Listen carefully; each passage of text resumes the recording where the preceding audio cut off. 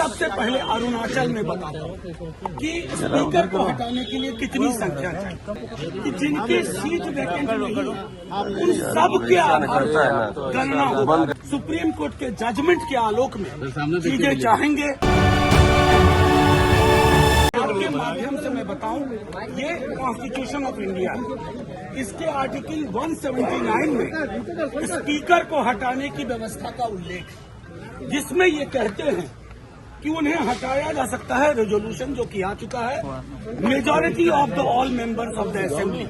ठीक है, अब इसका इंटरप्रिटेशन आपको बता ये उससे मतलब सुजीत भी आपका क्या करेगा। ठीक है, ये महाराष्ट्र का मामला है, ध्यान से देखिए, और ये नवम रेबिया स्थिर रहो ना, अरुणाचल का पूरा मामला।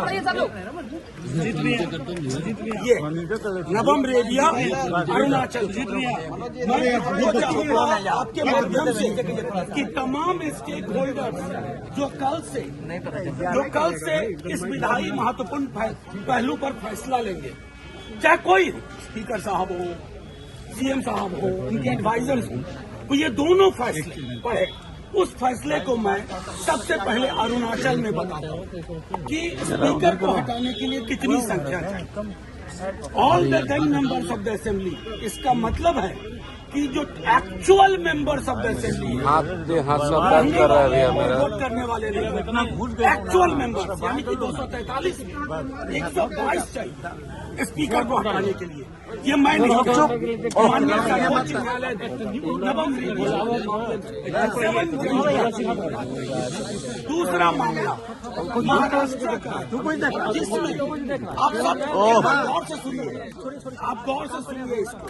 उसमें कहा गया है कि जितने भी सदस्य हैं उसका मतलब होगा इसको हटाने के लिए कि जिनकी सीट वैकेंट नहीं उन सब के आधार पर गणना होगा। तो 243 को करो ना। अरे भैया आपका भाषण खाली मेरे स्क्रीन पर दिख रहा और कुछ नहीं। अरुणाचल और महाराष्ट्र के हिसाब से स्पीकर साहब को हटाने के लिए 122 सीट। मैं सिर्फ ये इसलिए रख रहा हूँ कि कोई इसमें पेच ना करे। गांधीवाद की बात करने वालों से भी आग्रह करूंगा कि कौन से गांधी पसंद है, करेंसी वाले गांधी या हेराम वाले गांधी। करेंसी नोट पे छपे गांधी के प्रति अगर सम्मान है तो आप वही करेंगे जो करते आए हैं, लेकिन अगर गांधी है तो आपको ये तय करना होगा कि ये फैसला इसी हिसाब से होगा। और हम सब एकजुट हैं लोकतंत्र बचाने के लिए। बच्चा इस बिहार का कल के दिन का इंतजार कर रहा है। हमारी ओर से ये चीजें स्पष्ट है कि हम संविधान के दायरे में चलने के लिए मजबूर करेंगे। सुप्रीम कोर्ट के जजमेंट के आलोक में चीजें चाहेंगे और सुप्रीम कोर्ट के आलोक में निर्णय होगा। हमारा पूरा विश्वास है, क्योंकि पहला अभिभाषण के बाद कार्यावली में पहली चीज स्पीकर साहब के खिलाफ अविश्वास प्रस्ताव है। उसके संदर्भ में मैंने दोनों जजमेंट का जिक्र कर दिया। 179C का इंटरप्रिटेशन जो है वो कर दिया। दोनों जजमेंट की आपको दिखा दी। मैं चाहूंगा कि सरकार में जो एडवाइजर्स हैं और जो बड़े बड़े लोग हैं, स्टेक होल्डर्स हैं, वो सब गौर से देखें, पढ़ें इन फैसलों को और उसके आधार पर बिहार में और देश में लोकतंत्र के लिए एक संदेश।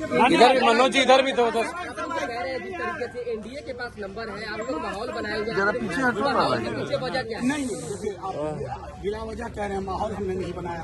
आप विधायकों को आपने रुकवाया है? नहीं, हम तो कम से कम कार्यशाला के नकली नाम से नहीं ले गए। हम तो अपने विधायकों, हम तो उनमें से नहीं जिनके यहाँ भोज में लोग नहीं पहुंचे। हमारे सारे विधायक, महागठबंधन दल के सारे नेता हैं, सब मेरे साथ खड़े हैं। ऐसी एकजुटता है और वो एकजुटता मैं इसलिए तो आपको संदेश मैंने नहीं सर्वोच्च न्यायालय जो विधायकों को रोका गया को आपके सामने रखने का उद्देश्य एकमात्र था। आप लोग कुछ भी इसका इंटरप्रिटेशन करें, आपको प्रशासन है। सरकार को अविश्वास प्रस्ताव स्पीकर पर पास कराने के लिए सर्वोच्च न्यायालय के निर्देश के अनुसार 122 सदस्य चाहिए। हम उनको शुभकामनाएं।